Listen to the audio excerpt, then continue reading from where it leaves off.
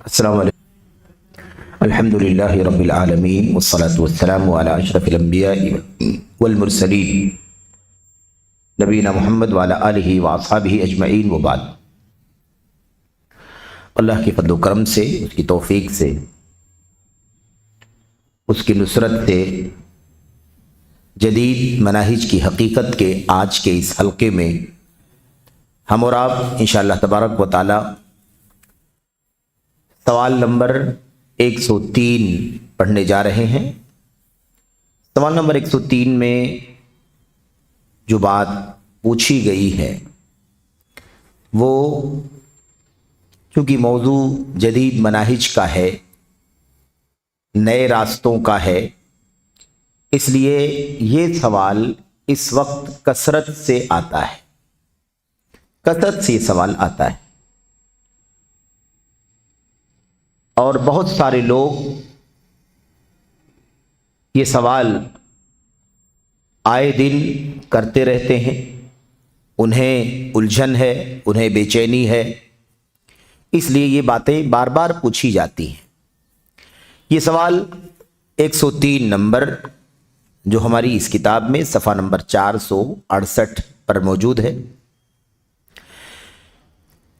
کہا جا رہا ہے آج کل جو جماعتیں پائی جاتی ہیں انہیں اسلام سے منسوب کرنے یا اسلامی کے وصف سے متصف کرنے کی کیا وجہ ہے؟ آج کل جو جماعتیں پائی جاتی ہیں، یعنی میدان میں، دنیا میں بہت ساری جماعتیں ہیں، اور ان جماعتوں کو اسلام سے منسوب کرنے، یعنی اسلامی جماعت، اس جماعت کو اسلام سے جوڑ دینا، اسلامی جماعت، فلاں جماعت اسلام سے، فلاں جماعت اسلام سے، فلاں جماعت اسلام سے متعلق ہے، یہ اسلام سے منسوب کرنے یا اسلامی کی صفت سے متصف کرنے کی کیا وجہ ہے، اور ان پر جماعتوں کے لفظ کا استعمال کیوں کر درست ہے؟ یعنی ان کو ہم جماعت کہتے ہیں، جماعتیں کہتے ہیں، تو کیا جماعتیں کہنا چاہیے یا نہیں کہنا چاہیے؟ کیا جماعت کا لفظ ان فرقوں کے لیے استعمال ہو سکتا ہے یا نہیں ہو سکتا ہے؟ جبکہ جماعت تو ایک ہی ہے، جماعت تو ایک ہی ہے، جیسا کہ حذیفہ رضی اللہ تعالیٰ عنہ کی حدیث میں ہے۔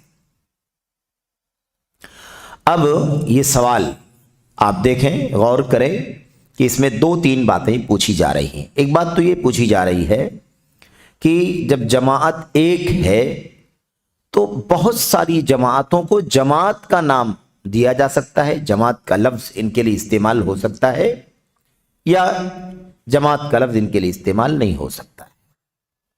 کیوں استعمال ہو سکتا ہے؟ دوسری بات، ان جماعتوں کو اسلام سے منسوب کرنے کی کیا حقیقت ہے؟ کیا ان کو ہم اسلامی کہہ سکتے ہیں، اسلامی کی صفت سے متصف کر سکتے ہیں؟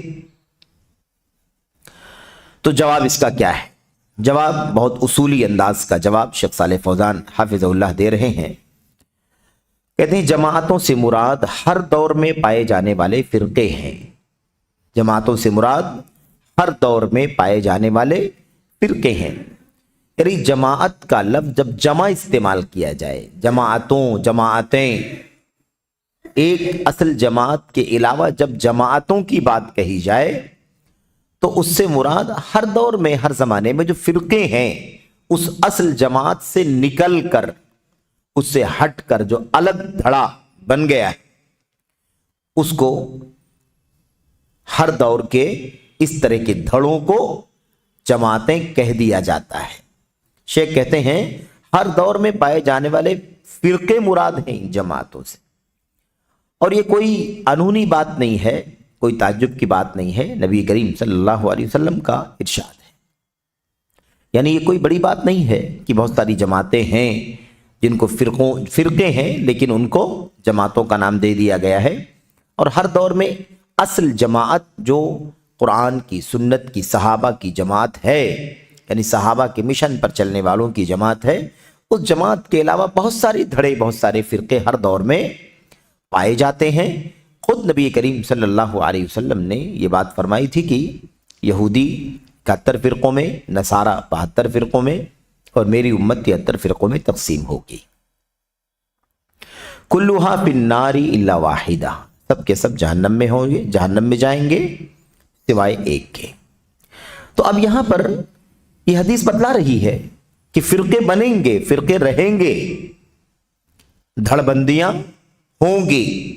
خود نبی کریم صلی اللہ علیہ وسلم جو اپنی زبان سے کہہ رہے ہیں کہ میری امت 73 فرقوں میں تقسیم ہوگی، سب جہنم میں جائیں گے سوائے ایک کے. تو اس کا مطلب یہ ہے کہ وہ 72 جو ہے نا، 72 وہ سب کے سب فرقے ہیں اور وہ سب جہنم میں مطلب سزا پائیں گے وہ. اور یہ حدیث صاف بتلاتی ہے کہ ہر دور میں فرقہ بندی رہے گی، فرقہ بندی رہے گی. تو یہی جو فرقے ہیں نا، انہی کو استعمال میں جماعت کہہ دیا جاتا ہے.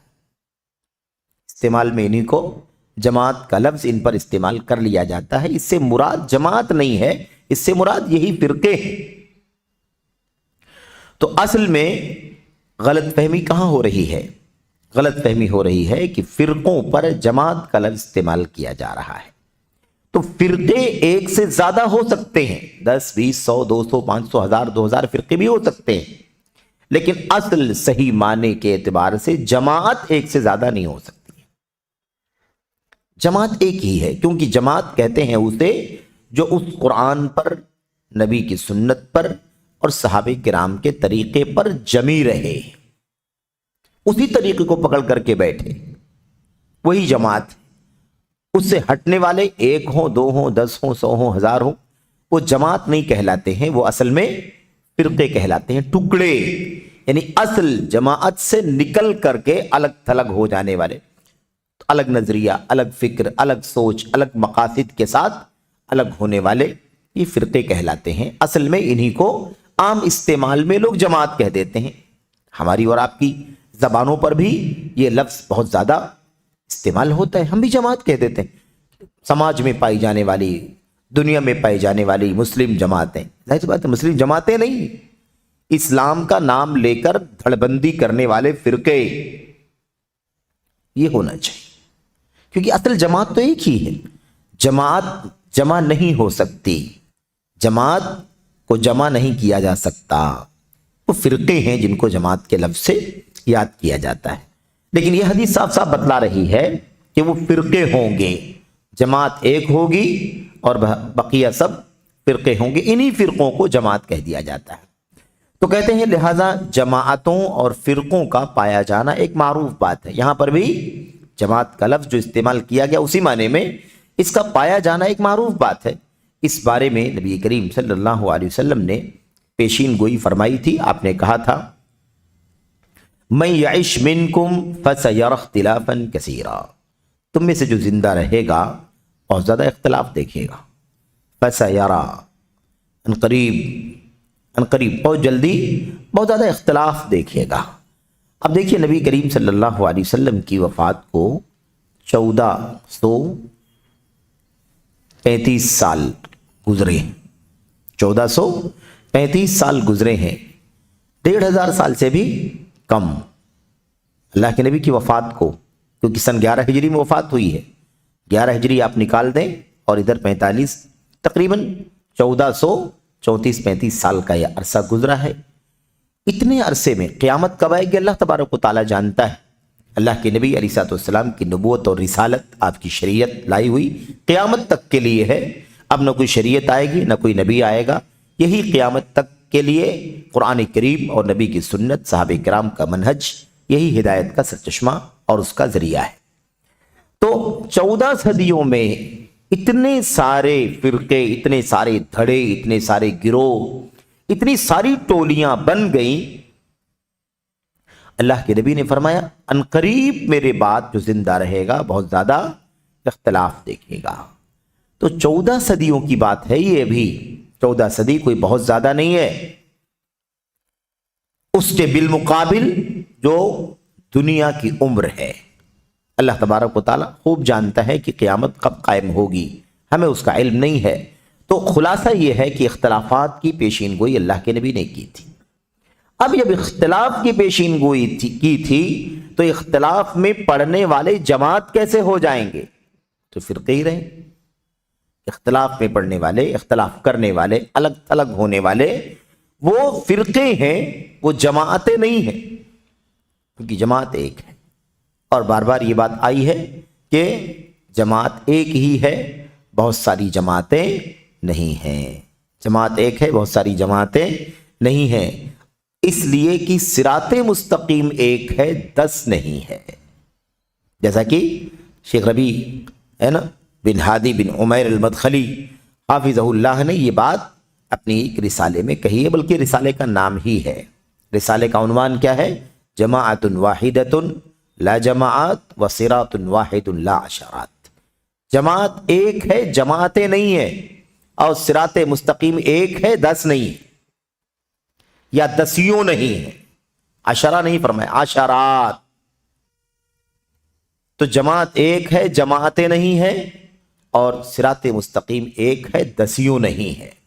اس لیے بہت واضح ہے، ایک راستہ ہے، اس راستے پر چلنے والے ہی جماعت ہیں، نہ وہ راستہ ایک سے زیادہ ہے اور نہ وہ ایک سے زیادہ جماعت ہے، بلکہ ایک ہی جماعت ہے۔ تو اب آپ دیکھیں کہ اس میں اب کہا یہ جا رہا ہے، کہتے ہیں کہ اللہ کے نبی نے فرمایا تم میں سے جو زندہ رہے گا بہت زیادہ اختلاف دیکھے گا۔ یہ حدیث بھی بتلاتی ہے کہ اختلافات رونما ہوں گے، فرقے بنیں گے، ٹکڑیاں بنیں گی، اصل راستے سے ہٹ کر لوگ الگ الگ رخ پر چلیں گے، الگ الگ رخ کی دعوت دیں گے، الگ الگ نظریات کو دنیا کے اندر پھیلائیں گے، اپنی اپنی سوچ کے مطابق، اپنے اپنے نظریے اور اپنے اپنے نقطۂ فکر کے اعتبار سے الگ الگ چیزیں لوگ پھیلائیں گے۔ لیکن وہ جماعت جس کے ساتھ چلنا، یعنی یہ شبہ ختم کر دیا شیخ نے کہ جماعت اور فرقے کا، اس لیے اس پر پریشان ہونے کی ضرورت بھی نہیں ہے۔ اگر کوئی کہہ بھی دے جماعتیں، اسلامی جماعتیں، تو آپ جان لیں کہ اسلامی جماعتوں سے مراد کیا ہے؟ اسلام سے نسبت رکھنے والے فرقے، اسلام سے نسبت رکھنے والے دھڑے، اسلام سے نسبت رکھنے والے گروہ، ٹولیاں۔ تو وہ جماعت جس کے ساتھ چلنا، اس کی پیروی کرنا، اس سے وابستہ رہنا واجب ہے، وہ جماعت اہل سنت و جماعت۔ اس کا نام کیا ہے اس جماعت کا؟ اہل سنت و جماعت، فرقہ ناجیہ ہے، فرقہ ناجیہ ہے۔ تو اب یہاں بھی ایک شبہ ختم ہو جانا چاہیے۔ کہتے ہیں کہ 73 میں سے جو 73واں ہے، جس کو اللہ کے نبی نے جنت میں جانے کے لیے کہا ہے کہ وہ جنت میں جائے گا، بقیہ 72 جہنم میں سزا پائیں گے، وہ بھی تو فرقہ ہے۔ تو فرقہ ہے لیکن فرقہ ناجیہ ہے، فرقہ ہے لیکن فرقہ ناجیہ ہے۔ اور فرقہ ناجیہ ہی کو اللہ کے نبی نے دوسری حدیث میں جماعت کہا ہے، ہی الجماعہ، ہی الجماعہ۔ اور جماعت کا معنی بتلایا ہے کہ جس طریقے پر، جس راہ پر آج میں اور میرے صحابہ ہیں، وہ جماعت ہے۔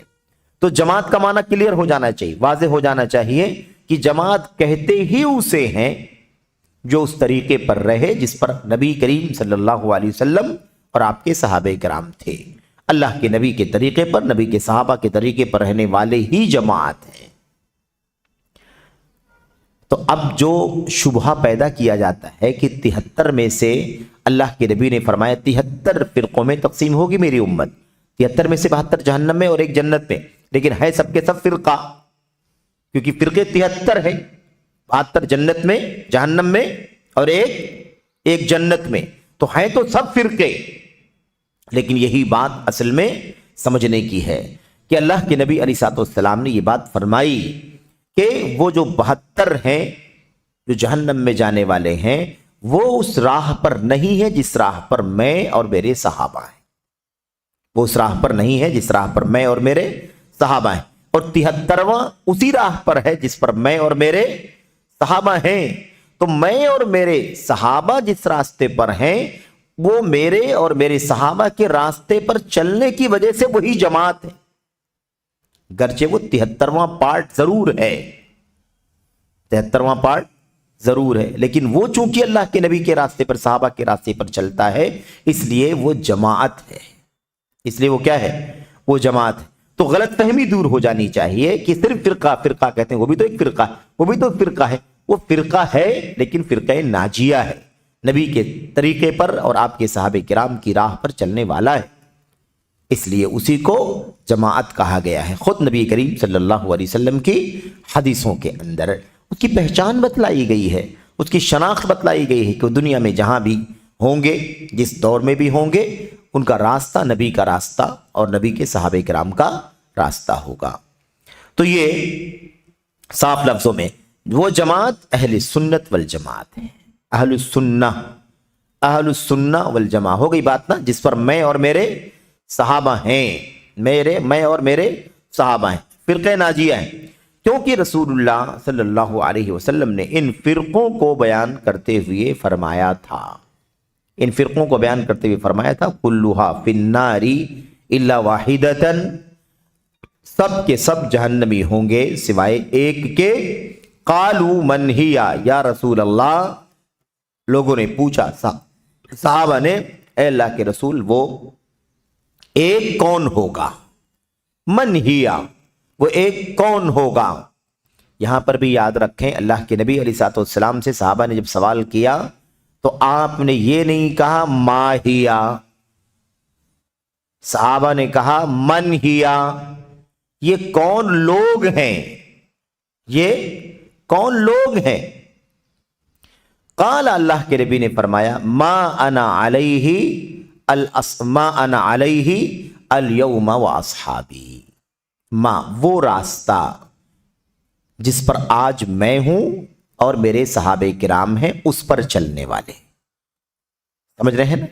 تو صحابہ نے من کے ذریعے سوال کیا اور نبی نے ماں کے ذریعے سے جواب دیا، یعنی کیا مطلب؟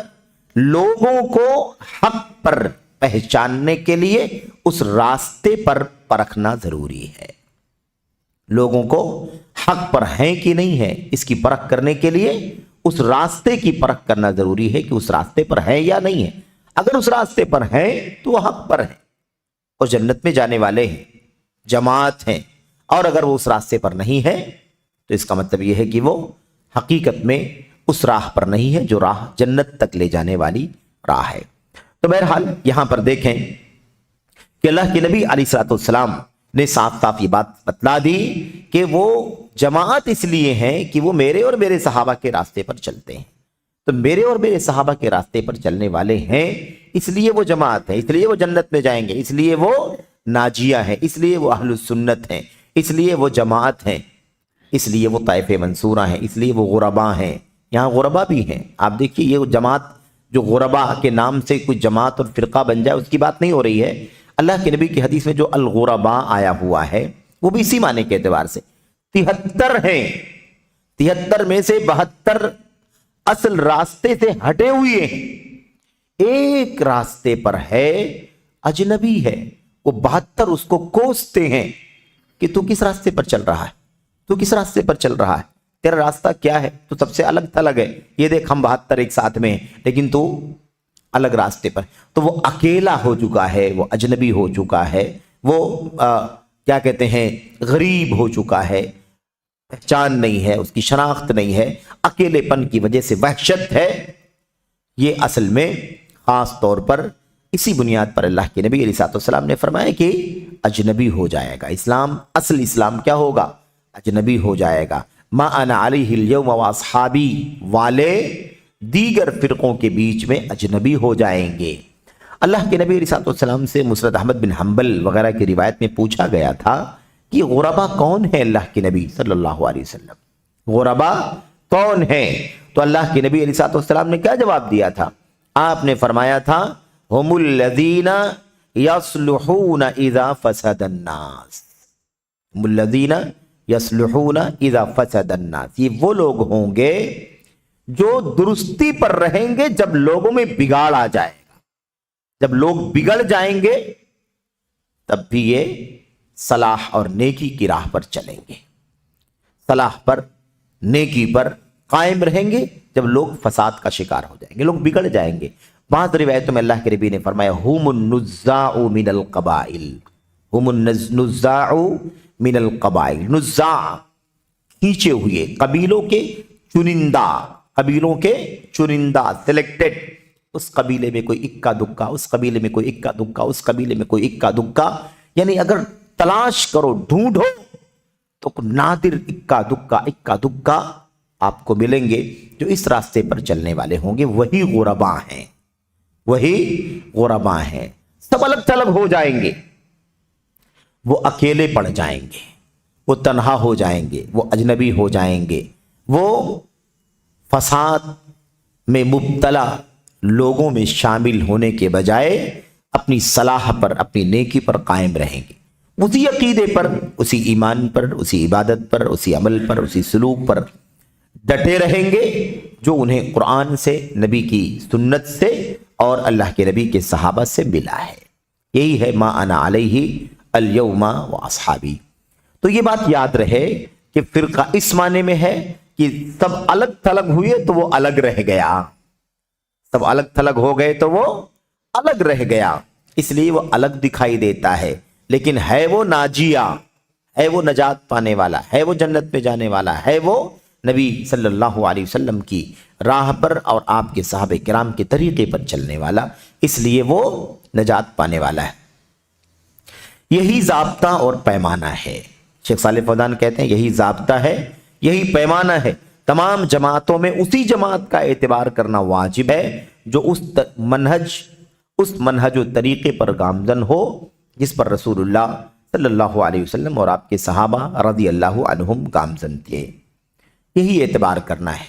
इतने सारे फ़िरक़े हैं, इतने सारे धड़े हैं, इतनी सारी तंजीमें हैं, इतनी सारी जमातें हैं, इतनी सारी है ना, इतने सारे अहज़ाब हैं।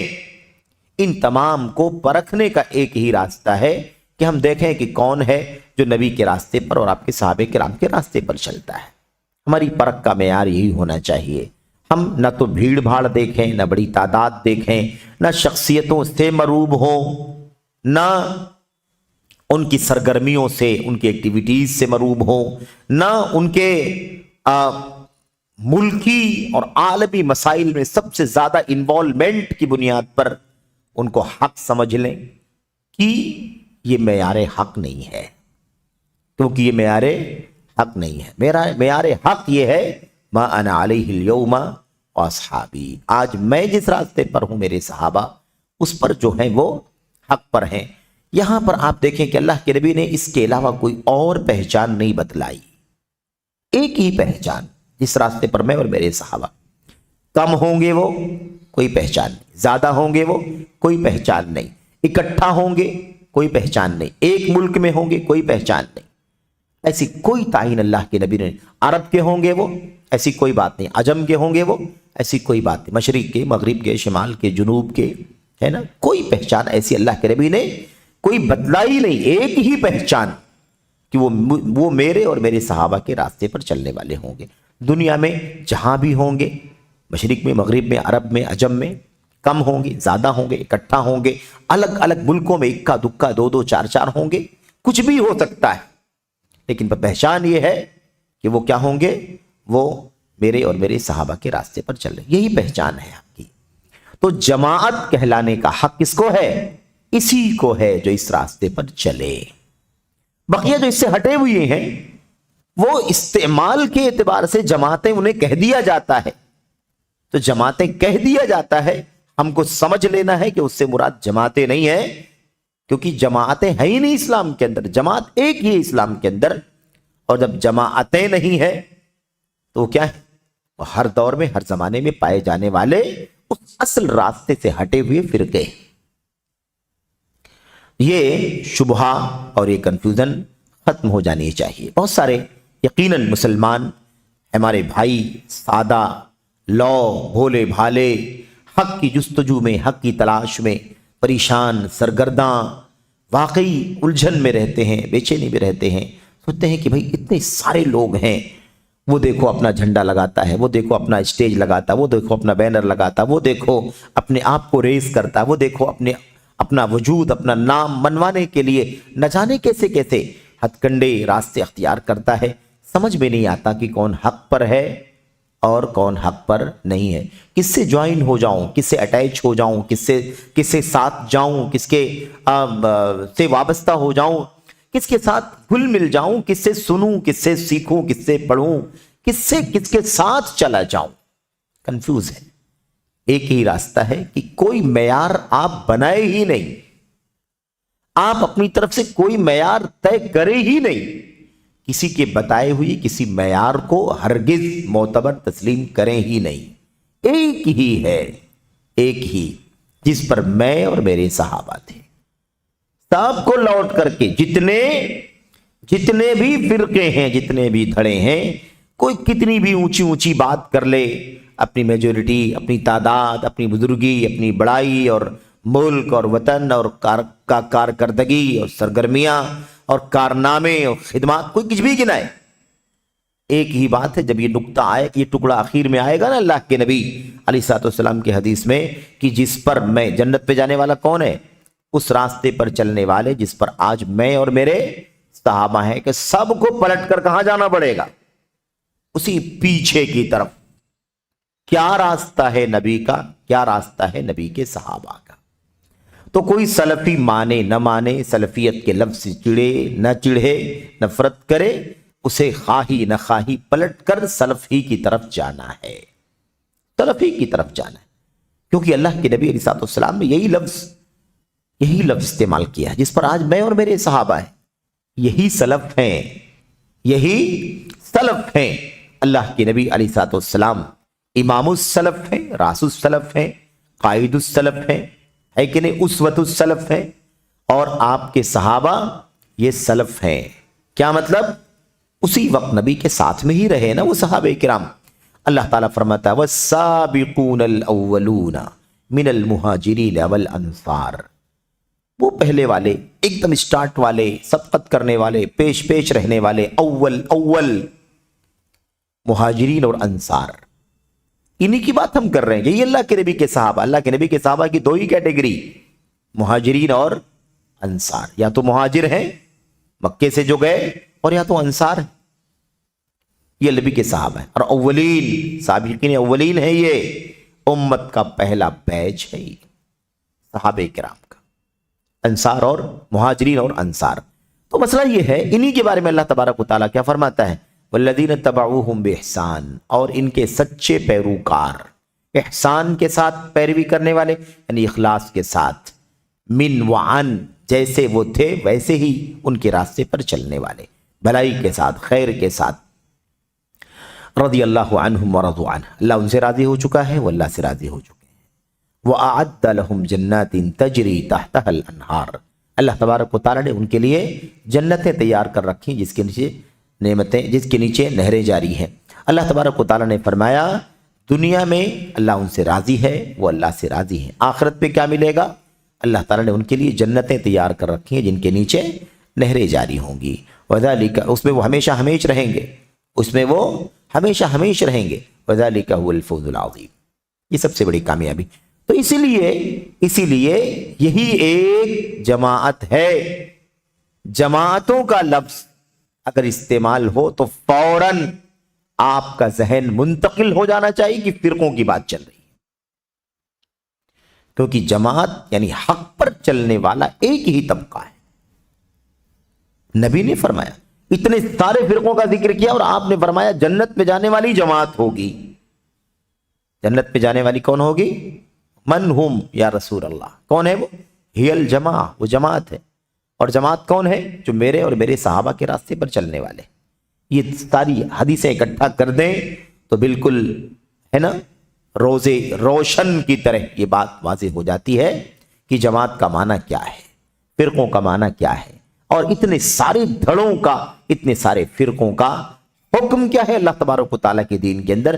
کیا کوئی اپنے نام کے ساتھ جماعت لگا لے، رجسٹریشن کرا لے اور آپ کاغذات بنوا لے تو کیا اس کی بنیاد پر وہ جنتی جماعت بن جائے گا؟ ما انا علیہ اليوم واصحابی، جس پر آج میں اور میرے صحابہ ہیں۔ تعداد کبھی معیار نہیں رہا، عرب عجم کبھی معیار نہیں رہا، ایکٹیویٹیز، سرگرمیاں، نام، شہرت، چرچا، 100 سالہ تاریخ، 200 سالہ تاریخ، پرانے ہیں، نئے ہیں، یہ سارے کبھی بھی یہ ساری چیزیں معیار نہیں رہی ہیں۔ کم ہو زیادہ ہو اس سے کوئی فرق نہیں پڑتا، اکا دکا بھی ہو، اکیلا بھی کوئی ہو تو بھی وہ جماعت ہے۔ حتیٰ کہ اگر کوئی ایک بھی نہ ہو کہیں تو کہیں دنیا میں ضرور اس پر چلنے والا ایک ہوگا، کیونکہ اس سے کبھی دنیا خالی نہیں رہے گی۔ لا تزال طائفہ، ہمارے ارد گرد ہو سکتا ہے نہ ہو، لیکن ایک طائفہ ہوگا، ایک گروہ ضرور رہے گا حق پر چلنے والا، ایک جماعت ضرور حق پر قائم رہنے والی ہوگی۔ یہ اللہ تبارک و تعالیٰ کا نظام ہے۔ بہرحال اللہ تبارک و تعالیٰ نے یہ ساری باتیں اس کے اندر بیان کر دی۔ اس کے بعد آگے دیکھیے کیا کہتے ہیں، یہی لوگ جماعت ہیں، صفحہ نمبر 470 پہ، یہی لوگ جماعت ہیں جو ایک جماعت ہیں، ان میں تعدد و تقسیم نہیں ہو سکتی۔ یہ نقطہ خاص طور پر یاد رکھنے کا ہے، اس میں تقسیم نہیں ہوگی۔ جو ایک جماعت جنت میں جانے والی جماعت ہے نا، جس پر میں اور میرے صحابہ ہیں، اس کے اندر ٹکڑے، اس کے اندر ٹکڑے اور ایک سے زیادہ، اس کا تصور ہی نہیں ہے، اس کا تصور نہیں ہے۔ فرقوں کے بیچ میں نبی اور صحابہ کے راستے پر چلنے والے جماعت ہیں۔ فرماتے ہیں شیخ صالح فوزان کہ یہی لوگ جماعت ہیں جو ایک ہیں، ایک سے زیادہ نہیں ہے، ان میں تعدد یعنی ایک سے زیادہ، ایک سے زیادہ اور تقسیم یعنی ٹکڑا نہیں ہو سکتا۔ نبی اور صحابہ کے راستے پر چلنے والے لوگ جو ہیں اس میں کوئی ٹکڑا نہیں کیا جا سکتا۔ آپ سوچیں جب سب کے سب نبی اور صحابہ کے راستے پر چلیں گے تو ٹکڑا بنے گا کیسے؟ تقسیم اس کے اندر کیا کیسے جائے گا؟ تقسیم ہوگا ہی نہیں۔ سمجھ رہے ہیں؟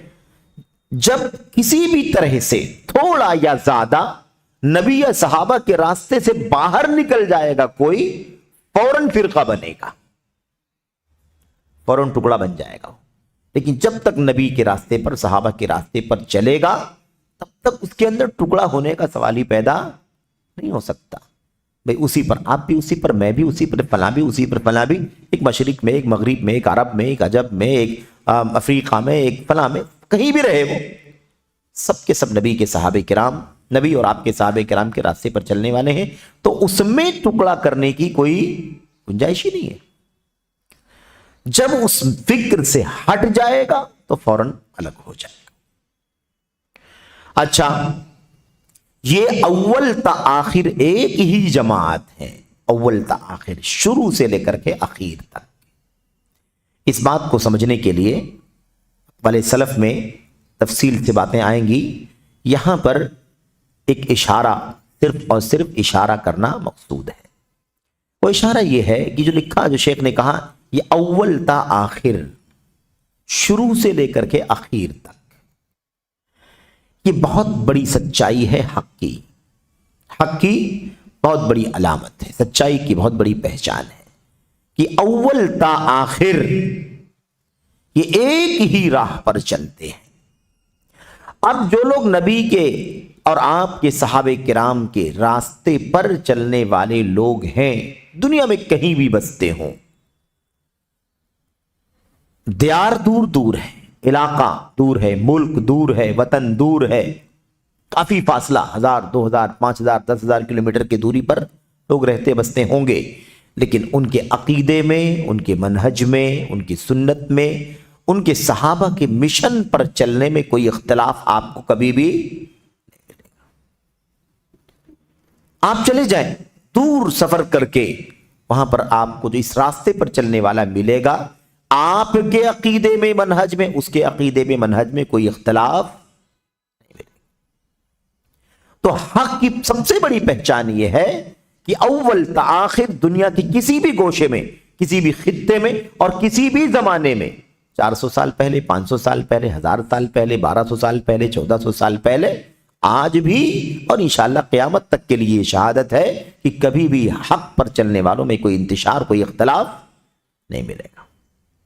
سب کے سب سنت کی راہ پر، سب کے سب صحابہ کی راہ پر ہے، اس لیے کوئی اختلاف آپ کو نہیں ملے گا۔ یہ حق کی سب سے بڑی دلیل ہے کہ کتنا بھی دور دراز آپ چیک کرنے جائیں، آپ کو کوئی انتشار، کوئی اختلاف نہیں ملے گا، اس لیے کہ کوئی سورس ہی نہیں ہے نا، ایک ہی سورس ہے، ایک ہی مرکز ہے، ایک ہی نقطہ ہے، اسی پر رہنا ہے۔ بقیہ اس سے ہٹنے والے جب وہ اس سے ہٹ کر کے ایک نیا راستہ نکال سکتے ہیں تو اس کے اندر سے کوئی نکل کر نیا راستہ کیوں نہیں نکال سکتا ہے؟ دوسرا دھڑا، تیسرا دھڑا، چوتھا دھڑا، پانچواں دھڑا، صبح شام دھڑے نکلتے ہیں۔ بہت سارے اختلافات جماعت کے اندر بھی سننے میں آتے ہیں، لیکن یہ سارے اختلافات تنظیمی ٹائپ کے اختلاف ہیں۔ آج بھی دنیا کے کسی بھی خطے میں صرف وطن عزیز ہندوستان کی یا پڑوسی ملک کی بات نہیں کرتے، دنیا کی کسی بھی گوشے میں تنظیمی اختلاف ہو سکتا ہے۔ سارے تنظیمی اختلاف کے باوجود بھی اصل راستہ جو منہج کا، سنت کا راستہ ہے، اس پہ کوئی اختلاف نہیں ہے۔ تنظیمی طور پر اختلاف کرتے ہیں، اور یہ ہو سکتا ہے کیونکہ اس کا تعلق نظریات سے، اس کا تعلق سوچ سے ہے، اس کا تعلق بعض مقاصد اور اہداف سے ہے، لیکن یہ حق کا جو اصل راستہ ہے، سنت کا، صحابہ کا راستہ، اس میں کبھی کوئی اختلاف نہیں رہا۔ جس سے ہمارا تنظیمی اختلاف بھی ہے، اس کے ساتھ جب ہم بیٹھتے ہیں تو منہج میں ہم بھائی بھائی ہوتے ہیں، اور یہی وہ چیز ہے جس کی بنیاد پر وہ تنظیمی اختلاف بھی ہمارے درمیان ایسی دراڑ نہیں پیدا کر پاتا جس کا اثر ہمارے منہج اور عقیدے پر پڑ جائے۔ تو بہرحال کیا کہتے ہیں، اول تآخر ایک ہی جماعت ہیں۔ اللہ تبارک و تعالیٰ فرماتا ہے والذین جاءوا من بعدهم یقولون ربنا اغفر لنا ولإخواننا الذین سبقونا بالایمان ولا تجعل في قلوبنا غلا للذین آمنوا ربنا انک رؤوف رحیم۔ اللہ تبارک و تعالیٰ نے اس آیت کریمہ میں وہ حقیقت بیان فرمائی ہے کہ اہل ایمان سچے منہج پر، سچی راہ پر چلنے والے، ان کے دلوں میں کبھی کوئی کدورت، کوئی کینہ نہیں ہوتا۔ ہم بعد میں آئے ہیں، پہلے والوں کے لیے مغفرت کی دعا کرتے ہیں، اور وہ ہمارے لیے، ہم آنے والے جو بعد میں آنے والے تھے، وہ ہمارے لیے ہدایت اور توفیق کی دعا کرتے تھے کہ اللہ تعالیٰ جو لوگ آ رہے ہیں انہیں حق اور ہدایت کی توفیق عطا فرما، اور یہ جا چکے ہیں تو بعد والے ان کے لیے مغفرت کی دعا کرتے ہیں۔ بھائی بھائی ہیں صحیح ایمان اور عقیدے اور منہج پر اکٹھا ہونے کی وجہ سے۔ تو والذین جاءوا من بعدہم، اور ان کے لیے جو ان کے بعد آئیں، جو کہیں گے کہ اے ہمارے پروردگار ہمیں بخش دے، اور ہمارے ان بھائیوں کو بھی جو ہم سے پہلے ایمان لا چکے ہیں۔ ہے کہ نہیں؟ ہم حوالے دیتے ہیں کہ نہیں دیتے؟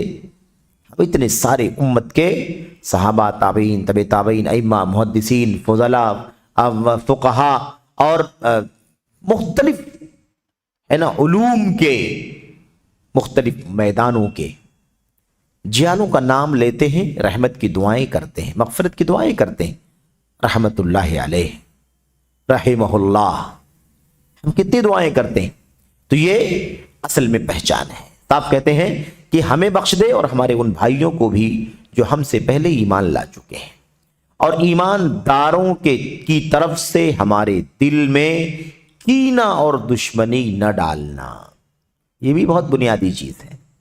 یہ بھی دعا کرتے ہیں کہ کسی بھی صورت میں ایمان والوں کے سلسلے میں ہمارے دل میں کوئی کینہ پیدا نہ فرمانا، کوئی کینہ پیدا نہ ہونے پائے۔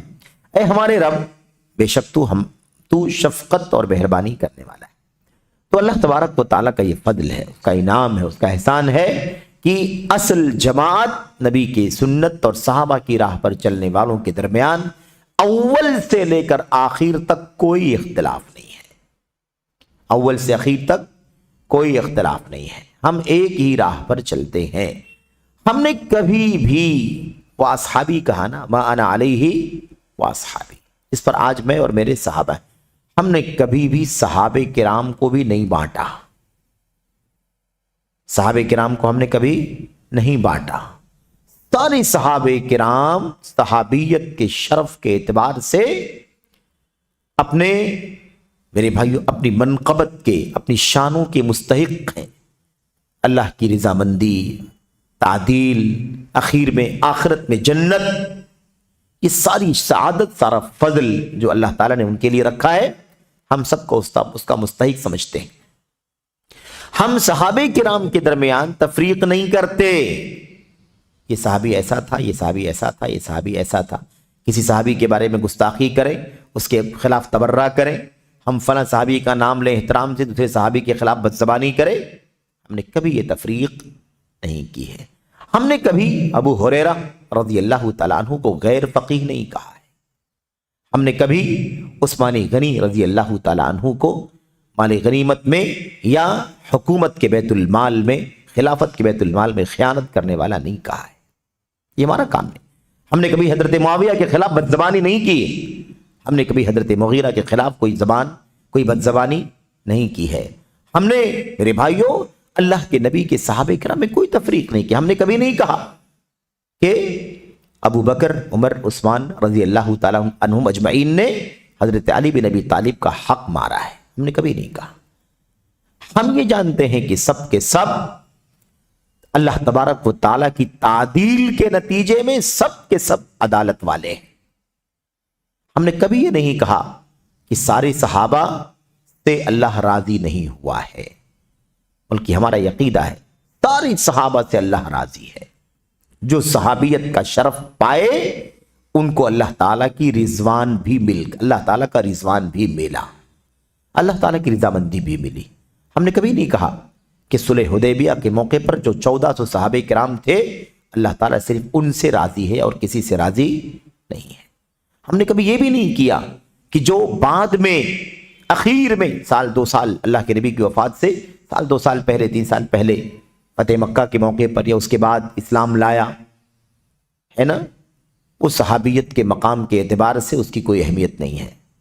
نہیں، صحابیت کا شرف ایک نگاہ اللہ کے نبی کو دیکھنا یا ملاقات کر لینا، دیکھنے کی شرط ضروری نہیں ہے، کبھی نابینا بھی ہو سکتا ہے صحابی، اللہ کے نبی کو نہ دیکھا ہو۔ حضرت عبداللہ بن ام مکتوم رضی اللہ تعالیٰ عنہ نے اللہ کے نبی کو نہیں دیکھا لیکن صحابی تھے، اس لیے ملاقات کا لفظ استعمال کرو، جیسا کہ حافظ ابن حجر رحمت اللہ علیہ نے ملاقات کا لفظ، من لقی النبی، جس نے اللہ کے نبی سے ملاقات کی۔ ملاقات الگ چیز ہے، اس میں دیکھنا ضروری نہیں ہے، آدمی نابینا ہے لیکن سامنے بیٹھا ہوا گفتگو ہو رہی ہے، ملاقات ہے یہ۔ تو اللہ کے نبی علیہ الصلوۃ والسلام کی صحابیت کا شرف اللہ تعالیٰ کی طرف سے رضامندی کا، جنت کی بشارت کا، سب کا حقدار بنا دیتا ہے۔ درجات مختلف ہو سکتے ہیں، اس میں انکار نہیں ہے ہمیں۔ جو درجہ ابو بکر صدیق کا ہے وہ کسی صحابی کا نہیں، جو درجہ عمر بن خطاب کا ہے وہ ابو بکر کے علاوہ کسی اور صحابی کا نہیں ہے، جو عثمان غنی کا ہے ابو بکر عمر کے بعد وہ مقام کسی اور صحابی کا نہیں۔ یہ اپنی جگہ پر فرق مراتب، فرق درجات ضرور ہے، لیکن صحابیت کے شرف میں سب ایک ہیں۔ اس لیے ہم نے کبھی یہ فرق نہیں کیا، یہ ہمارا کام نہیں ہے۔ اس لیے جماعت وہ ہے جو نبی کے طریقے پر اور نبی کے صحابہ کرام کے راستے پر چلے۔ اب جو لوگ صحابہ کرام کو بانٹ کر کے الگ الگ کر دیں وہ کہاں سے جماعت اور کہاں کی جنت کی حقدار بن سکتے ہیں؟ صحابہ کرام میں تفریق کرنے والے، نبی نے یہ نہیں فرمایا میرے صحابہ میں سے کون جو میرے راستے پر چلیں گے اور میرے صحابہ میں سے فلاں فلاں کے راستے پر چلیں گے، نہیں، میرے راستے پر اور میرے صحابہ کے راستے پر۔ اب جو لوگ اسلام کے نام لیوا خود صحابہ کرام کے حق کو ماننے کو تیار نہیں، صحابہ کرام کے مقام کو صحیح معنوں میں تسلیم کرنے کو تیار نہیں ہے، اس میں تفریق کرنا، اس میں الگ الگ حکم لگانا، الگ الگ انداز کے تبرے کی حد تک ہے نا، علم، تقوی، نیکی، ہر اعتبار سے ان کے خلاف بدزبانیاں کرنے والے بھلا وہ کب نبی اور صحابہ کے راستے پر چلنے والے ہو سکتے ہیں؟ دعوے داریاں ہو سکتی ہیں لیکن سچائی اس کے علاوہ ہے، اس کے برخلاف ہے۔ اس لیے یہ بات اچھی طرح سے ذہن و دماغ میں بیٹھ جائے۔ بڑے بڑے معیار قائم کر لیے گئے حق کے، لیکن حق کا کوئی معیار نہیں، جماعت ایک ہی ہے جو نبی اور صحابہ کے راستے پر چلنے والی۔ کیا کہا؟ یہی وہ جماعت ہے، شیخ صالح فوزان کہتے ہیں نیچے، یہی وہ جماعت ہے جو رسول گرامی صلی اللہ علیہ وسلم کے عہد مبارک سے لے کر قیامت تک پھیلی ہوئی ہے۔ ٹھیک ہے، نبی کی راہ اور نبی کے صحابہ کی راہ پر چلنے والے اسی وقت سے تسلسل کے ساتھ ہیں دنیا کے اندر، باقی ہیں، اور اس دور میں بھی آج بھی ہیں، کل بھی رہیں گے، قیامت تک کی جماعت رہے گی جو نبی اور صحابہ کے راستے پر چلنے والے ہیں۔ یہ اہل سنت وہ جماعت ہیں، سنت پر چلنے والے اور صحابہ کرام کی راہ پر ڈٹے رہنے والے، اسی پر جمے رہنے والے۔ اور جو جماعتیں اس کے خلاف ہیں ان کا کوئی اعتبار نہیں۔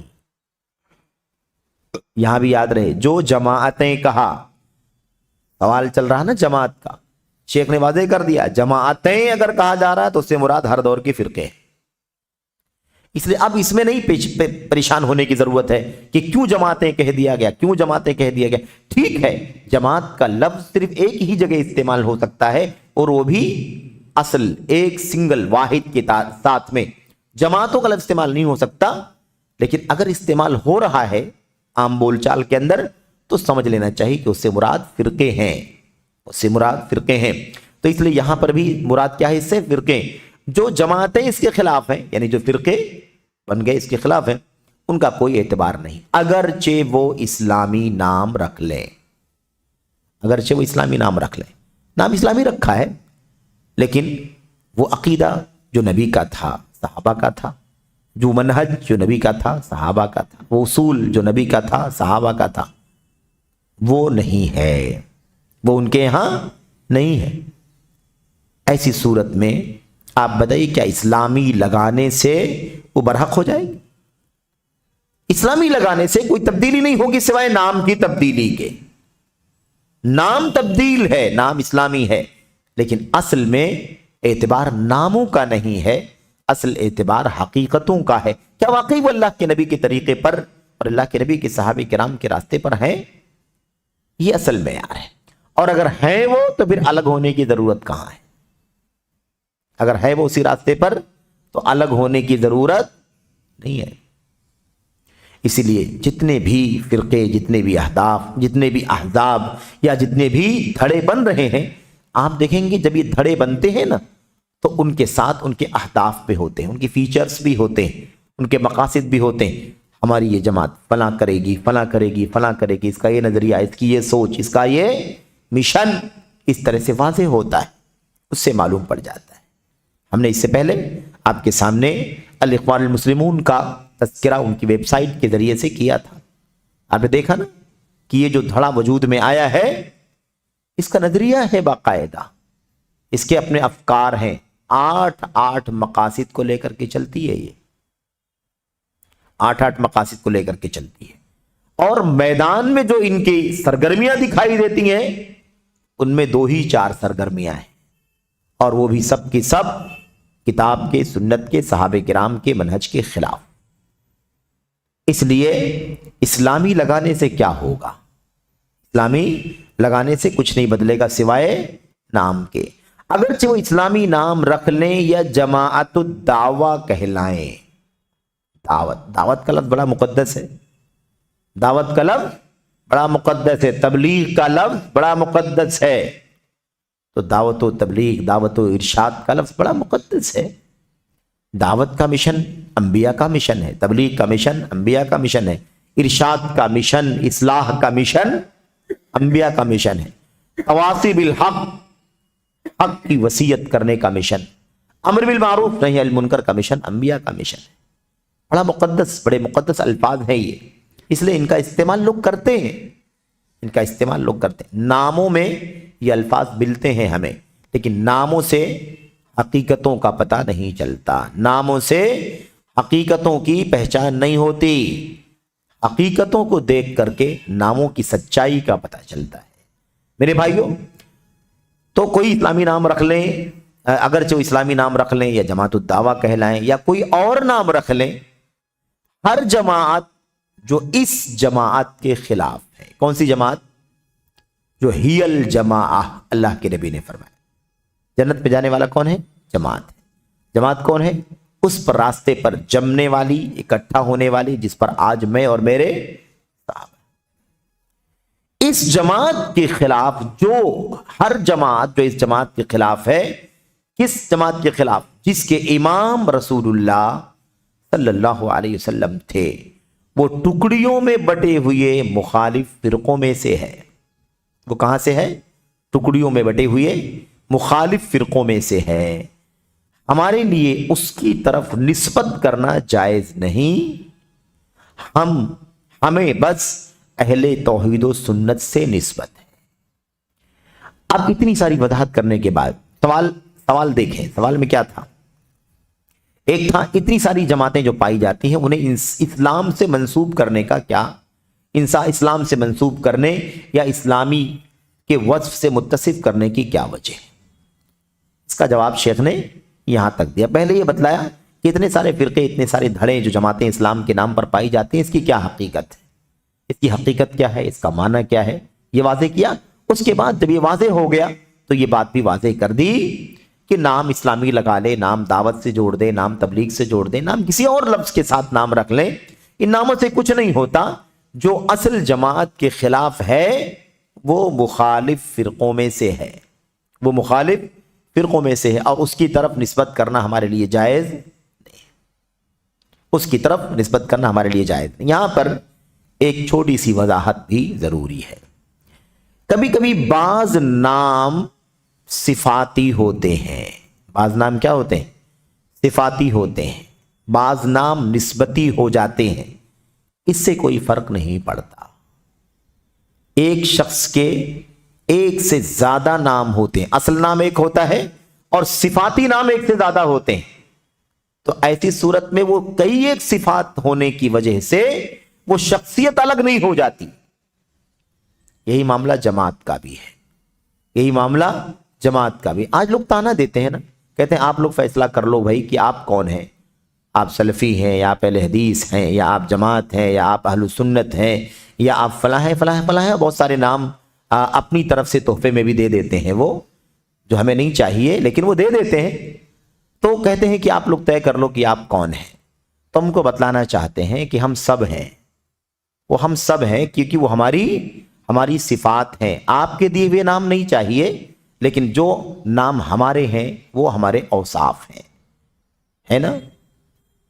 اہل الحدیث، سلفی، غربا، اہل سنت والجماعت، جماعت، ایسے ہی فرقہ ناجیہ، طائفہ منصورہ، یہ سارے نام کیا ہیں؟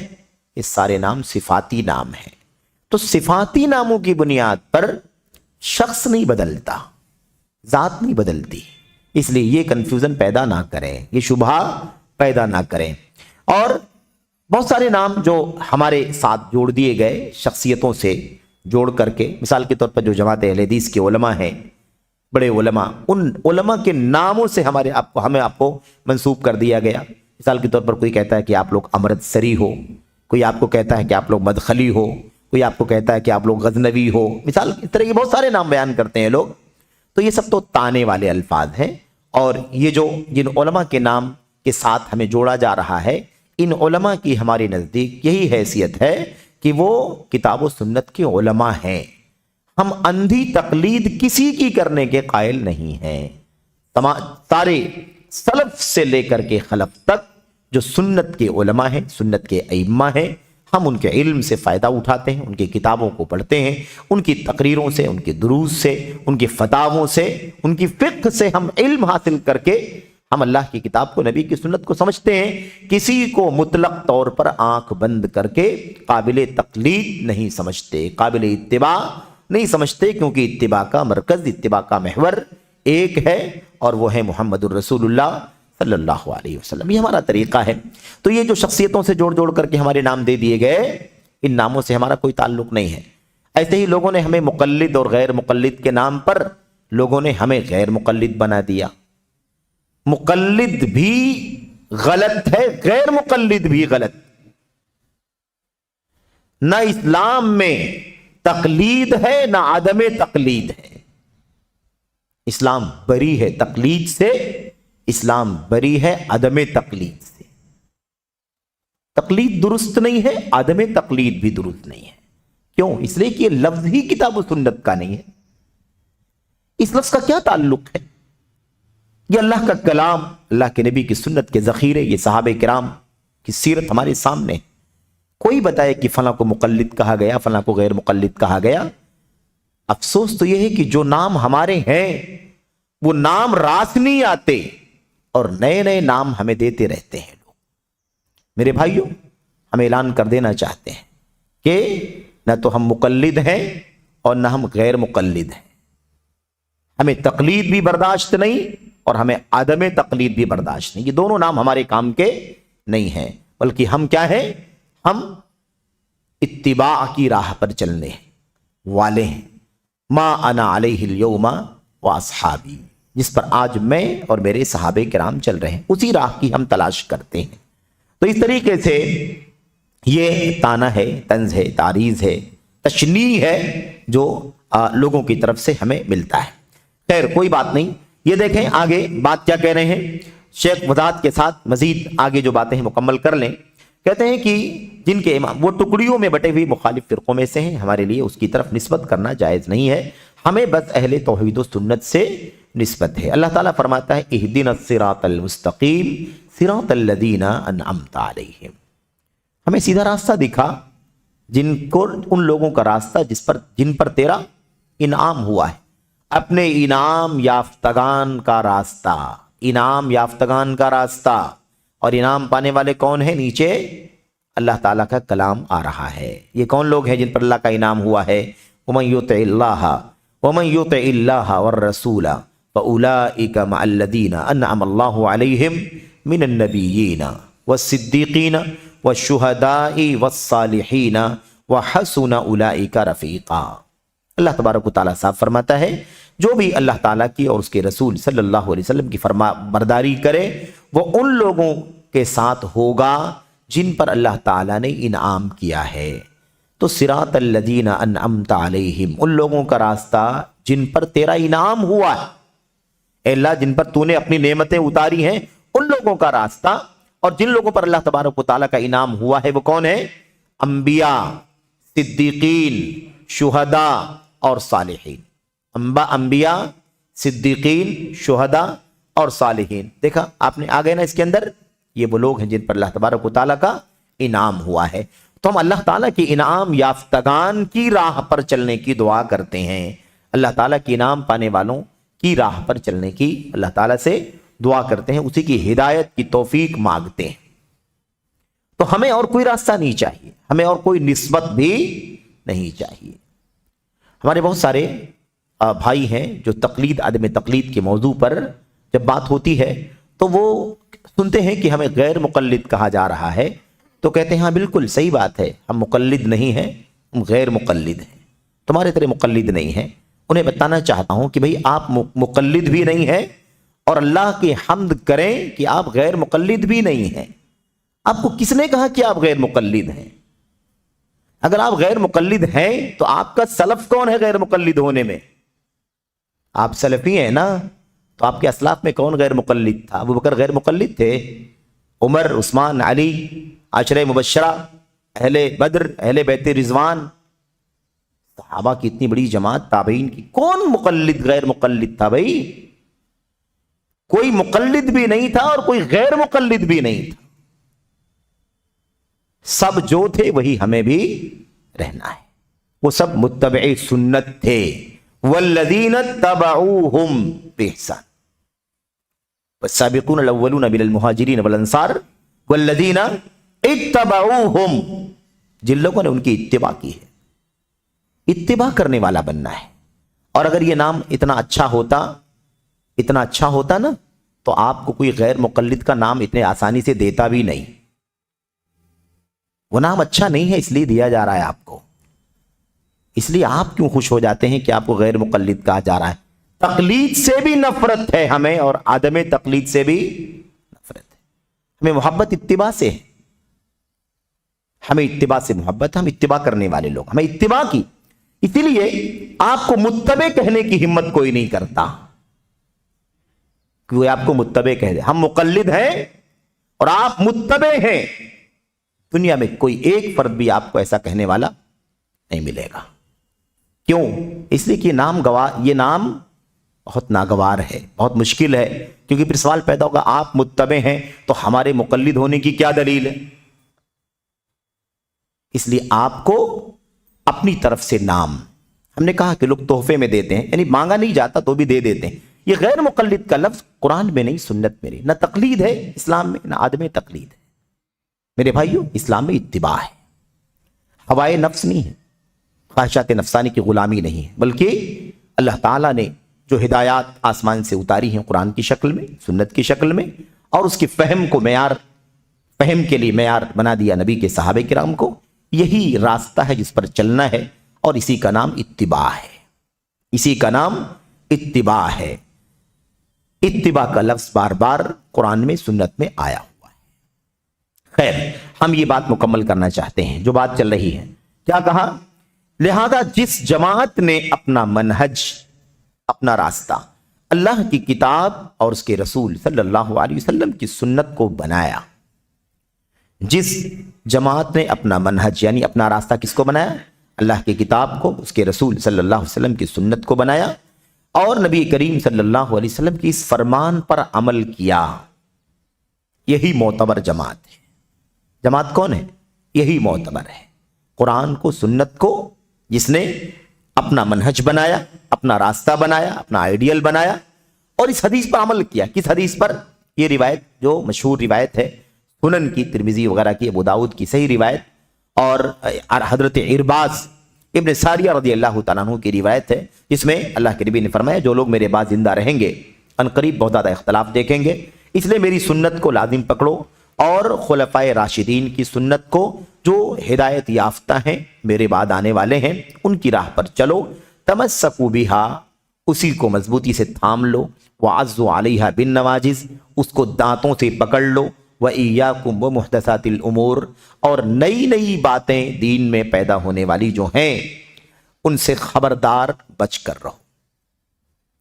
یہ نام بھی دیکھیں، نام بھی مسنون ہونا چاہیے، نام بھی سلف میں ثابت ہونا چاہیے، نیا نام آپ کو لانے کی کوئی ضرورت نہیں ہے، نہ قبول کرنے کی ضرورت ہے۔ سب کچھ جب حق موجود ہے تو آپ کو باطل کی طرف کہیں جانے کی ضرورت نہیں۔ نام بھی مسنون ہونا چاہیے، نام بھی معصور ہونا چاہیے، نام بھی سلف ہونا چاہیے۔ اس لیے ہم یہ بات یاد رکھیں کہ کیا کہا؟ وَإِيَّاكُمْ وَمُحْدَثَاتِ الْأُمُورِ، اور خبردار دین میں نئی نئی نکالی ہوئی چیزوں سے بچنا۔ تو دین میں نئی نکالی ہوئی چیزوں سے بچنا، اس کے اندر عقائد بھی ہیں، اعمال بھی ہیں، منہج بھی ہے، سلوک بھی ہے، نام بھی ہے۔ نیا نام بھی نہیں چاہیے، نیا نام بھی نہیں چاہیے، وہ نام جس کا سلف نہ ہو وہ نام ہمیں نہیں چاہیے۔ اس نام سے جو تقلید کا لفظ اور عدم تقلید کا لفظ، مقلد غیر مقلد وغیرہ کا لفظ آیا، یہ لفظ ایسا ہے، اور یوں کہہ لیں کہ اس قدر، یعنی کہہ لیجئے کہ ناپسندیدہ ہے کہ اللہ کی کتاب میں، نبی کی سنت میں اس لفظ کو کہیں جگہ ہی نہیں دی گئی۔ یہ لفظ خالی ہے، اس لفظ سے اللہ کا کلام، اللہ کے نبی کا فرمان خالی ہے۔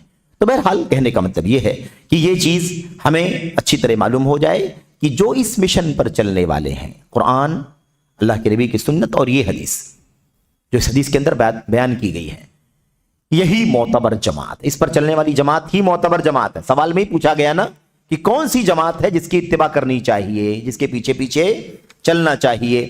جیسا کہ شیخ نے کیا سوال کرنے والے نے کیا سوال کیا؟ جماعتوں کا لفظ استعمال کرنا کیوں کر درست ہے؟ جماعت تو ایک ہی ہے، جیسا کہ حضرت حذیفہ رضی اللہ عنہ کی حدیث میں آیا ہوا ہے۔ تو یہاں پر یاد رہے کہ یہی جو ایک جماعت ہے، اصل جماعت وہی جماعت، بقیہ سب فرقے ہیں، اور اس کے علاوہ جتنی بھی جماعتیں ہیں ان کا کوئی اعتبار نہیں ہے، بلکہ وہ مخالف جماعت ہے، مخالف جماعت۔ اس کے علاوہ جتنی بھی جماعتیں نکلتی ہیں، دھڑے نکلتے ہیں یا گروہ نکلتے ہیں، وہ سب کے سب کیا ہیں؟ بلکہ وہ مخالف جماعت، یعنی اصل جماعت کے خلاف، اور حق سے دور و نزدیک ہونے میں یہ فرقے مختلف ہیں۔ یہ بات البتہ یاد رکھیں کہ حق سے دور ہونے اور نزدیک ہونے کے اعتبار سے یہ فرقے مختلف ہیں، یعنی یہ سارے فرقے جو حق سے دور ہیں، ایسا نہیں ہے کہ سب ایک ہی کیٹیگری کے ہیں، کوئی زیادہ دور ہے حق سے، کوئی کم دور ہے نا؟ تو دور اور نزدیک ہونے میں مختلف ہیں، کوئی کم کوئی زیادہ مخالف ہے، لیکن مخالف ہونے میں سب ایک ساتھ میں ہیں، مخالف ہونے میں سب ایک ساتھ میں ہیں۔ وہ یہ کہ سب جہنم میں داخل ہوں گے سوائے ایک کے، اس میں سب ایک ہیں، کہ سب کو اللہ تبارک و تعالیٰ بطور سزا جہنم میں داخل کرے گا. اور یہ بات بھی اس سے پہلے آ چکی ہے کہ اس میں یہ مقصد نہیں ہے بولنے کا کہ یہ 72 کے 72 جہنم میں داخل ہوں گے تو ہمیشہ ہمیش کے لیے جہنمی ہو جائیں گے. یہ بات نہیں کہی جا رہی ہے. وہی بات کہی جا رہی جو نبی نے فرمایا ہے کہ سب کے سب جہنم میں جائیں گے, ایک کے سوا ایک جنت میں جائے گا, 72 کے 72 جہنم میں جائیں گے. اب جس کی حق سے دوری اتنی زیادہ ہو کہ اس کے عقیدے کا فساد ہو, اس کا عقیدہ ہی کتاب و سنت کے خلاف نہ ہو, اور وہ اس بات کا حقدار ہو کہ جہنم میں گیا ہے تو ہمیشہ ہمیں جہنم میں رہے, تو ہمیشہ ہمیں جہنم میں رہے. لیکن اگر کسی کے یہاں اتنا انحراف نہیں ہے, اتنا دوری نہیں ہے کہ اس کا عقیدہ ایسا ہو کہ وہ جہنم میں ہمیشہ ہمیشہ رہنے والا عقیدے والا ہو, بلکہ گمراہیاں ہیں, انحراف ہے, اور اس کی سزا جہنم میں اسے مل جائے گی اور اس کے بعد اسے باہر نکالا جائے گا, تو اپنی سزا پا کر کے وہ جنت سے جہنم سے نکل کر جنت میں داخل کیا جائے گا, لیکن اپنے انحراف کی وجہ سے اسے جہنم میں داخل کیا جائے گا. تو جہنم میں داخل ہونا یہ تو طے ہے اللہ کے نبی کی زبان سے, لیکن ہمیشہ ہمیشہ رہنے کی کوئی بات نہیں ہے. جو ایسا ہوگا کہ ہمیشہ ہمیں جہنم میں رہے وہ ہمیشہ ہمیشہ رہے گا, اور جو ایسا گمراہ ایسا منحرف نہ ہو کہ جہنم میں ہمیشہ ہمیشہ رہے تو اسے جہنم میں سزا دینے کے بعد نکالا جائے گا, اور اس کے بعد وہ اپنی سزا بھگتنے کے بعد جنت کا مستحق بنایا جائے گا, جنت میں داخل ہوگا, جنت کا حقدار ہوگا. تو یہ بات اس لیے واضح کرنا ضروری ہے کیونکہ لوگ کہتے ہیں کہ سب کو جہنمی بنا دیتے ہیں. آپ لوگ سب کو جہنمی بناتے ہیں اپنے آپ کو, پھر نام لے کر کہ فلاں فرقہ کا جہنمی ہے, ہمیشہ ہمیں جہنم. کسی نے نہیں کہا کہ ہمیشہ ہمیش سارے کے سارے فرقے جہنمی ہوں گے. نبی نے خود نہیں فرمایا کہ سب کے سب ہمیشہ ہمیش کے لیے جہنمی ہوں گے. تو کوئی کیسے اس بات کا حق رکھتا ہے کہ وہ کسی کو ہمیشہ ہمیش کے لیے جہنمی ہونے کی بات کرے؟ اور یہ تو ویسے بھی درست نہیں. دلائل کی حد تک, نصوص کی حد تک ہمیں بات کرنے کی اجازت ہے, اس کے آگے کسی کو بھی آگے بڑھنے کی گنجائش نہیں ہے. اس حوالے سے اس سوال کے جواب میں ایک دو چھوٹے حاشیے ہیں, اسے بھی آپ جلدی میں پڑھ لیں تاکہ یہ بات مکمل ہو جائے. دیکھیے صفحہ نمبر 469 پہ صفحہ حاشیہ نمبر 1 میں یہ بات بیان کی گئی ہے. یہاں کہا گیا تھا کہ یہی پیمانہ ہے, یعنی اللہ کے نبی کی سنت پر, صحابہ کرام کے راستے پر رہنا, یہی حق کی پہچان ہے, اسی کو جماعت کہا جاتا ہے.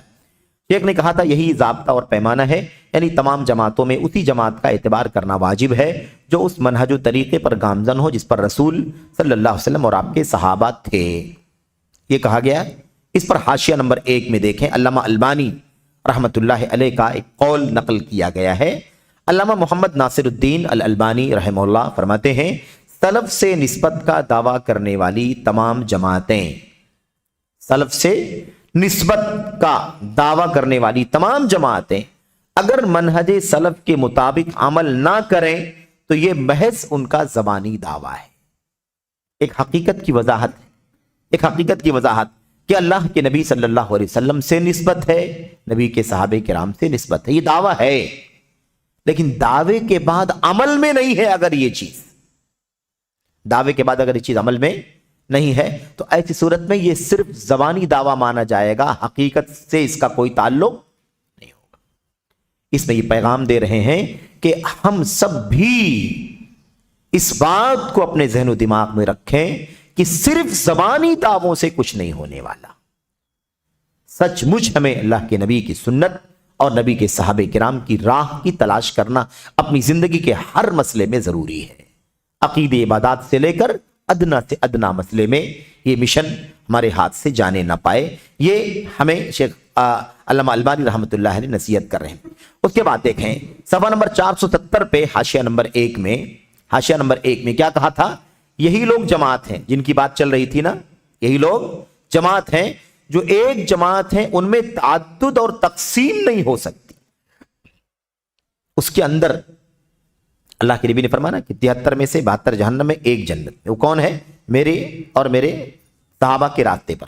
اس میں تقسیم نہیں ہو سکتی, اس میں تقسیم نہیں ہو سکتا. کوئی تقسیم اگر آئے کرنے کے لیے ہے نا, صحابہ کرام کو بانٹے, صحابہ کرام کو بانٹنا شروع کر دے کہ ہم فلاں کو مانتے ہیں, فلاں کو نہیں مانتے, فلاں کے پیچھے چلتے ہیں, فلاں کے پیچھے نہیں چلتے, فلاں کی وجہ, فلاں چیز کی وجہ سے غیر معتبر ہیں, ان کے پاس علم نہیں تھا, وہ بڑھاپے میں مثال کے طور پر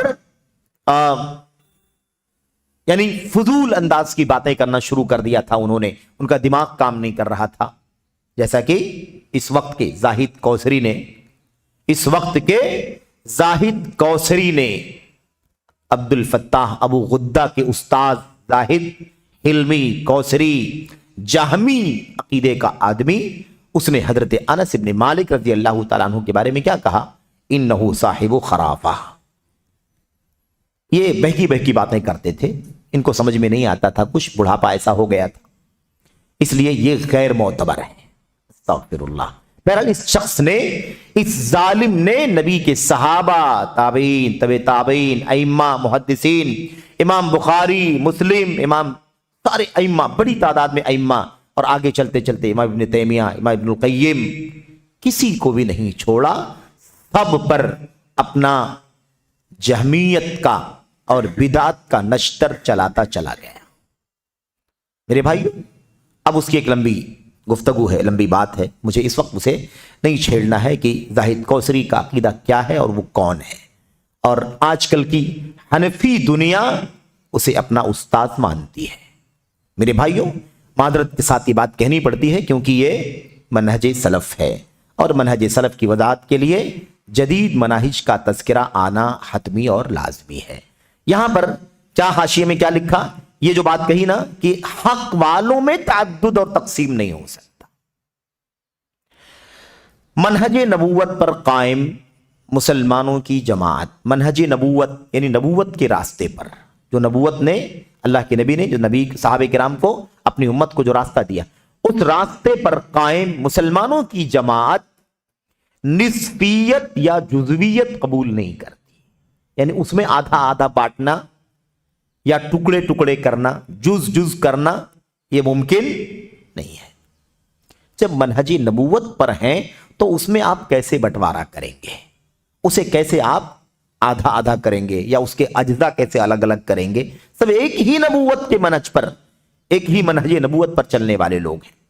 کیونکہ نبی کریم صلی اللہ علیہ وسلم اور آپ کے صحابہ کی دعوت مسلمانوں کی جماعت تیار کرنے کے لیے تھی. آپ صلی اللہ علیہ وسلم کے صحابہ کی دعوت کس کام کے لیے تھی؟ مسلمانوں کی جماعت تیار کرنے کے لیے تھی جو توحید کی علم بردار ہو. یہ نہ کہ مسلمانوں میں ایک جماعت کے لیے. بات سمجھنے کی ہے. کیا کہتے ہیں؟ کہتے ہیں آپ نبی کریم صلی اللہ علیہ وسلم اور آپ کے صحابہ کرام کی دعوت جو تھی وہ مسلمانوں کی جماعت تیار کرنے کی تھی، کے لیے تھی جو توحید کی علم بردار ہو. کسی ایک دھڑے کے لیے نہیں تھی، سارے مسلمانوں کو ایک راستے پر لانے کے لیے تھی کہ سب کے سب توحید کے علم بردار بن جائیں. یہ ان کی دعوت تھی. اور یہی مسلمان ہیں، یہی اصل مسلمان. اب یہ لفظ آج تو نہیں استعمال کیا جا سکتا. یہی مسلمان ہے، کیونکہ یہ مسلمان ہے تو آج تو سب، ہر ایک اپنے آپ کو مسلمان کہتا ہے. لیکن کون سا مسلمان؟ اتنے سارے فرقے ہو گئے تو مسلمان کون سا؟ اسی لیے تو ہم اپنے آپ کو نبی کے صحابہ کرام کے راستے پر جمانے کی بات کرتے ہیں، جمانے کی تلاش، جمنے کی کوشش کرتے ہیں، اسی مشن کی اور اسی روشنی کی تلاش کرتے ہیں. کیونکہ اسلام کی شکلیں آج لوگوں نے بدل دی ہیں. اسلام کا دعویٰ بہت سارے لوگ کرتے ہیں، لیکن اسلام کے بعد الگ فکر، الگ نظریہ، الگ فرقہ، الگ دھڑا، یہ سب سے بڑا مسئلہ بنا ہوا ہے. تو یہی مسلمان ہے. یعنی کیا مطلب؟ اصلی مسلمان، اصل اسلام پر، خالص اسلام پر چلنے والے مسلمان. یہی طائفہ منصورہ ہیں، یعنی وہ جماعت جن کی اللہ تعالیٰ کی طرف سے مدد ہوگی. یہی فرقہ ناجیہ ہیں، یہی سلف صالح ہیں، اور یہی اس کے مثل طریقے پر ہیں جس پر نبی کریم صلی اللہ علیہ وسلم اور آپ کے صحابہ کرام تھے. ٹھیک ہے؟ اور آپ صلی اللہ علیہ وسلم نے انہی کو لازم پکڑنے کا حکم دیا ہے، ان سے جدا یا الگ تھلگ ہونے سے منع کیا ہے. اسی طرح ان سے فرقہ بندی کرنے سے بھی منع فرمایا. یعنی ان سے الگ تھلگ ہونا ہمارے لیے درست نہیں ہے. یہی اصل ہے جو اصل اسلام پر چلنے والے ہیں. اب جب تک اصل اسلام تھا، کوئی فرقہ نہیں، کوئی ٹولی نہیں، کوئی الگ عقیدہ نہیں، الگ نظریہ نہیں، تب تک مسلمان کہنا کافی تھا، اسلام کی نسبت کرنا کافی تھا. لیکن آج اسلام کی نسبت کے ساتھ نہ جانے کتنے انحرافات، نہ جانے کتنی گمراہیاں جڑ گئی ہیں.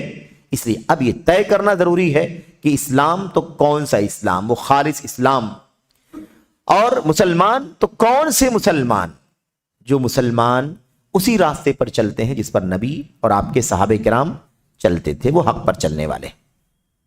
یہ باتیں آپ کے سامنے حکم الانتماء، یہ کتاب ہے شیخ بکر بن عبداللہ ابو زید رحمۃ اللہ علیہ کی، اس کتاب سے یہ باتیں پیش کی گئیں۔ آخری بات، دوسرا نمبر حاشیہ کیا ہے؟ یہ اہل سنت والجماعت ہیں، جو جماعت، جس جماعت، یہی وہ جماعت ہے جو رسول صلی اللہ علیہ وسلم کے زمانے سے لے کر قیامت تک پھیلی ہوئی ہے، یہ اہل سنت والجماعت ہے۔ اس کے بارے میں کہتے ہیں اہل اسلام کے پاس کتاب و سنت اور ان دونوں کی دعوت میں نبوت کے نقش قدم پر چلنے کے سوا کچھ نہیں ہے۔ کیا ہے بھئی؟ ہمارے پاس کچھ نہیں۔ مسلمانوں اسلام کی اصل شکل کیا ہے؟ فرماتے ہیں اہل اسلام کے پاس کتاب و سنت اور کتاب و سنت کی دعوت میں نبی کے نقش قدم پر چلنے کے سوا کچھ نہیں ہے، کچھ نہیں، یہی ہے راستہ۔ آپ کہتے ہیں یہ وہی ہے جیسے نبی کریم صلی اللہ علیہ وسلم نے اپنی زبان مبارک سے ان کا وصف بیان کیا تھا، من کان علی مثل ما انا علیہ اليوم واصحابی۔ یہ وہی ہیں جنہیں رسول اللہ صلی اللہ علیہ وسلم نے جماعت کا نام دیا ہے، یہی طائفہ منصورہ ہیں جیسا کہ نبی کریم صلی اللہ علیہ وسلم نے ان کا وصف بیان کیا ہے، یہی فرقہ ناجیہ ہیں جیسا کہ نبی کریم صلی اللہ علیہ وسلم نے گمراہ فرقوں کا ذکر کرتے ہوئے ان کا وصف بیان کیا ہے، یہی آپ صلی اللہ علیہ وسلم کی سنت و طریقے کی طرف نسبت کرنے والے ہیں، اور یہی سلف صالح ہیں۔ کہتے ہیں اور یہیں سے جب بدعات اور گمراہ کن خواہشات نفسانی کا ظہور ہوا، جب بدعتیں نکلی اور لوگ منمانی اپنی خواہشات پر چلنے لگے، تو ان کے عقیدے کو سلفی یا سلفی عقیدہ کہا گیا۔ تاریخ معلوم پڑی نا، سلفی کا لفظ کہاں سے لایا گیا؟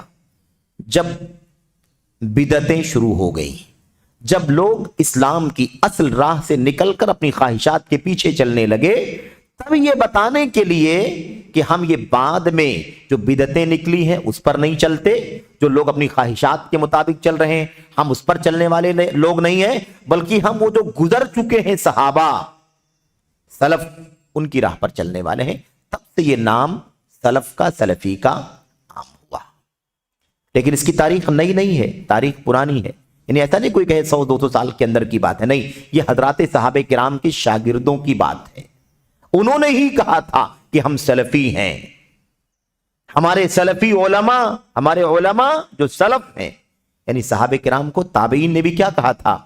سلف کہا تھا، کیونکہ آپ جانتے ہیں کہ تابعین ہی کے دور کے وہ لوگ جنہوں نے اپنے اساتذہ یعنی صحابہ کرام کو آئیڈیل نہیں بنایا، ان میں سے انحرافات کی راہ پر چلے گئے۔ جن لوگوں نے صحابہ کرام کی راہ کو نہیں پکڑا وہ خارجی ہو گئے کہ نہیں ہو گئے؟ حضرت علی بن ابی طالب رضی اللہ تعالیٰ عنہ کس سے بغاوت کرنے والے جو 6000 لوگ تھے وہ کون تھے؟ کیا وہ صحابہ تھے؟ ایک ادنا بھی صحابی اس کے اندر شامل نہیں تھا، وہ سب تابعین کے دور کے لوگ تھے۔ لیکن جو لوگ صحابہ کرام کے مشن سے ہٹے، سنت سے ہٹے، وہ خارجیت کی راہ پر چلے گئے، اور جو اللہ کے نبی کو اور صحابہ کرام کو، اپنے اسلاف کو فالو کرتے رہے، وہ الحمدللہ تابعیت کا شرف پائے، اور آج بھی انہیں دوسرے نمبر پر امت کے لیے آئیڈیل مانا جاتا ہے۔ تو فرق ہے یہ، صحابہ اس قدر معیار ہیں کہ جو ان کی راہ پر چلا، ان کو استاد بنایا، وہ تابعیت کا مقام حاصل کر لیا، اور جو ان کی راہ کو چھوڑ دیا وہ خارجیت کی اور ہوس پرستی کی راہ پر چلا گیا۔ یہ ہے بہرحال۔ تو سلفیت کا لفظ کہاں سے استعمال ہوا؟ یہیں سے استعمال ہوا جب بہت ساری بدعتیں وجود میں آ گئیں، بہت ساری خواہشات نفسانی کی غلامی ہونے لگی، لوگ منمانی دین پر عمل کرنے لگے، منمانی دین، جو ان کا جی چاہا اسے فالو کیا، جیسے چاہا ڈھال لیا۔ اس طریقے سے جب بدعات خرافات کا دور شروع ہوا، تب یہ امتیاز کرنے کے لیے کہ ہم کون سے مسلمان ہیں، تب ہم نے بتانا، ہمارے اسلاف نے بتانا شروع کیا کہ ہم لوگ یہ نیا طریقہ اختیار کرنے والے لوگ نہیں ہیں، بلکہ ہم سلف سے نسبت رکھنے والے سلفی ہیں، صحابہ کرام کی راہ پر چلنا چاہتے ہیں، اللہ کے نبی علیہ السلام کی سنتوں کو تلاش کرنے والے لوگ ہیں۔ یہ مسئلہ وہاں سے شروع ہوا۔ تو یاد رکھیں کہ اب آج بھی کوئی اگر کہے کہ آپ نے نام سلفی رکھا، یہ قرآن و سنت میں کہاں ہے، یہ صحابہ کرام کے ہاں کہاں ہے، یہ تابعین کے ہاں کہاں ہے، تو ہم اس کو بتائیں گے کہ ایک دو نہیں بلکہ سینکڑوں ہزاروں اقوال آپ کو مل جائیں گے جس میں سلف کا لفظ سلفی کا لفظ استعمال کیا گیا ہے، اور قرآن کریم کی آیتیں دلیل ہیں۔ والسابقون الاولون من المہاجرین والانصار۔ ایسے منہج کے بارے میں لوگ کہتے ہیں یہ منہج کی بات آپ کرتے ہیں۔ منہج کوئی نیا لفظ نہیں ہے، منہج قرآن کا لفظ ہے، منہج سنت کا لفظ ہے۔ آپ کو اگر اس سلسلے میں اطمینان کرنا ہو تو قرآن کریم کی آیتوں کو دیکھ لو۔ اللہ تبارک و تعالیٰ فرماتا ہے لِكُلٍّ جَعَلْنَا مِنْكُمْ شِرْعَةً وَمِنْهَاجًا، لِكُلٍّ جَعَلْنَا مِنْكُمْ شِرْعَةً وَمِنْهَاجًا۔ یہ منہج آپ کو منہج نہیں کہنا ہے، نہ کہیں منہج سلف کے بجائے آپ منہاج سلف کہہ لیں، کوئی فرق نہیں منہج میں، منہاج میں، نہج میں۔ بہرحال خلاصے کلام یہ ہے کہ یہ الفاظ، یہ نام سب معصور نام ہیں، معصور نام ہے، خیر القرون کے نام ہیں، صحابہ تابعین طبع تابعین کے نام ہیں۔ کوئی نیا نام نہیں ہے، جیسے کوئی نیا کام نہیں ہے۔ اللہ سے دعا ہے کہ اللہ تعالیٰ ہمیں اور آپ کو اس سوال کے جواب کو صحیح طور پر سمجھنے کی توفیق عطا فرمائے، شبہات کا اور ایسے ہی کنفیوژنز کا ازالہ کرنے کی توفیق عطا فرمائے، آمین رب العالمین۔ وصلی اللہ وسلم وبارک علی نبینا محمد وعلی آلہ وصحبہ اجمعین۔ السلام علیکم ورحمۃ اللہ۔